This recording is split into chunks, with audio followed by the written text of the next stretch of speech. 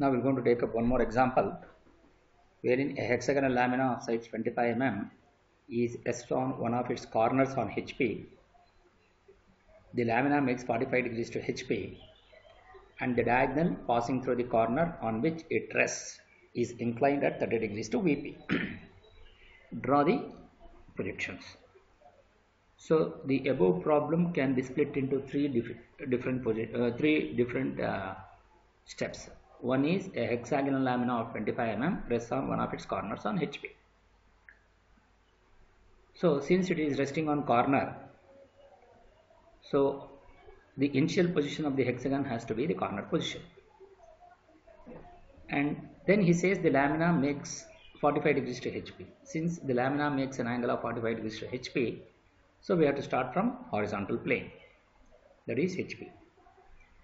So the surface of the lamina is made parallel to HP. So we can see here all the sides of the lamina are parallel to HP. So I am getting the true shape in HP. You can see the same thing here also in 2D sketch, wherein all the sides are parallel to HP. That means all the sides are in HP. So obviously that is parallel to HP. So you can see the true length here, which is 25 mm. It will be equal to AB is equal to BC is equal to CD is equal to DE is equal to EF is equal to FA, which will be 25.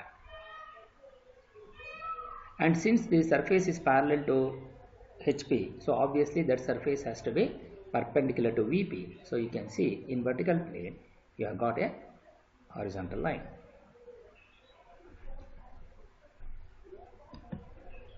Next condition is a hexagonal lamina of side 25 mm rests on one of its corners on HP. The lamina makes 45 degrees to HP. So what does it mean? The surface of the lamina makes an angle of 45 degrees to HP. So since the inclination given is true inclination, so naturally the entire surface is made an angle of 45 degrees. So consider at some distance from the first position and mark the point as A dash, because the corner is resting on HP. So A dash is one corner. The corner opposite to this is also a corner because it is a even number side. So here either we can resist on A dash or we can resist on D dash, because both the ends both are the corners. So the lamina makes 45 degrees to HP. So it is the surface inclination which is 45 degrees to HP. So you draw a line at an angle of 45 degrees and measure the distance from A dash to D dash with A dash as center. Cut an arc on this and draw a dot line here. And similarly transfer the distance from A dash to B dash. From A dash you cut an arc on this. Similarly transfer the distance from A dash to C dash by using compass, again with the same point at the center as A dash, and cut an arc on this to get the point C dash E dash. Since you have changed the position, so to this you draw a top view. The top view will going to be a hexagon. So again, since the surface of the lamina is inclined to HP but still the surface is perpendicular to VP, you can see that the perpendicular to VP here and the angle here, so it becomes a line in the front view. So when you look from the top view, the diagonal A dash D dash having an apparent length which will be in the top view. Since the surface is inclined, so naturally the diagonal is on the surface, so naturally the diagonal is also inclined to HP at an angle of 45 degrees. Now we go to the next position. And the diagonal passing through the corner on which it rests is inclined at 30 degrees to VP. Draw its projection. And the diagonal passing through the corner on which it rests is inclined at 30 degrees to VP. So he has given the true inclination. So first you consider any point and draw a 30 degree line. Since he has given the true inclination, so you have to take the true length of that diagonal. Where you are going to get the true length of the diagonal? The true length of the diagonal will be here, wherein the diagonal AD is parallel to VP, so I am getting the true length here. Or the diagonal A dash D dash is parallel to HP, so I am getting the true length here. The diagonal AD is parallel to VP, so I am getting the true length here. So that means here the diagonal is 50, here also the diagonal is 50, and here also the diagonal is 50. So you take the true length of the diagonal, that means it is 50 mm. So consider any point on 30-degree line and cut an arc on this to get the distance and draw a locus here. But we need to rotate the second position top view. So the second position top view is already inclined at an angle of 45 degrees to HP. So you take the distance from A to D by using compass with A as the same point as the center, cut an arc on the locus. So you will get a point here. So then join these two. So this will going to become the apparent inclination, and this length is also apparent length. What will going to be the length of this? The length of this will going to be the distance between AD in the top view, second position top view, which is 35.3553, but for you it will be on the distance as 35 mm. So once you get that, then you transfer this here. So how to do that?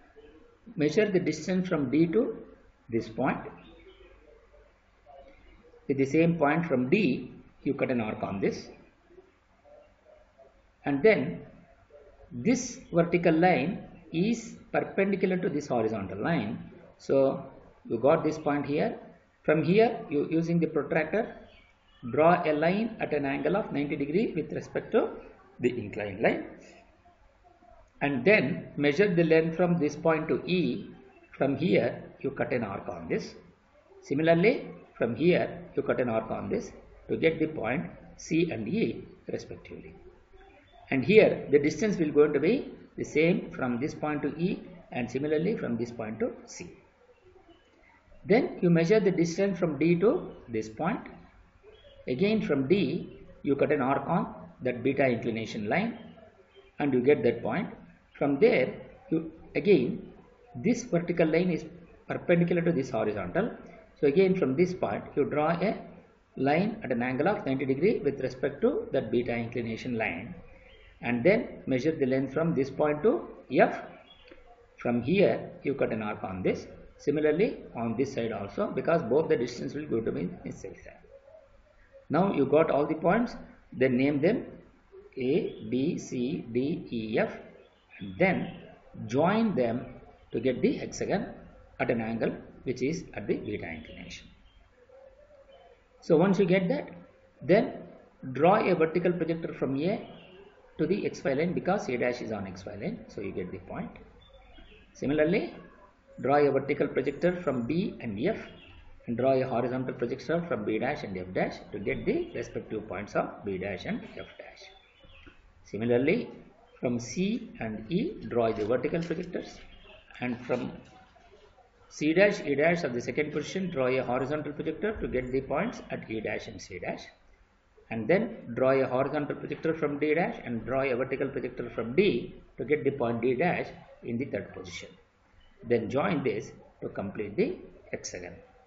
And we can see here also the same thing what we have done in 3 dimension. Once the surface which is inclined at an angle of 45 degree, then that entire surface is rotated by an angle of 30 degree, which is the true inclination.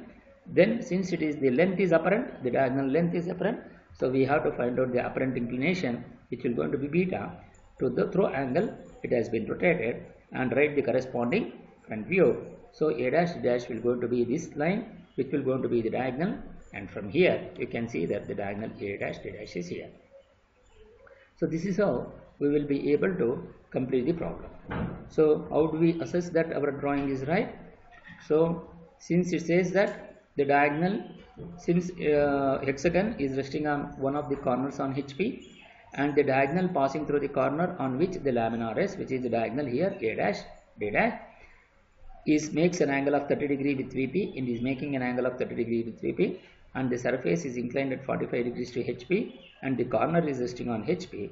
So A dash is resting on HP, and the length of the side of the hexagon will going to be 25 mm. So here this side of the hexagon is 25.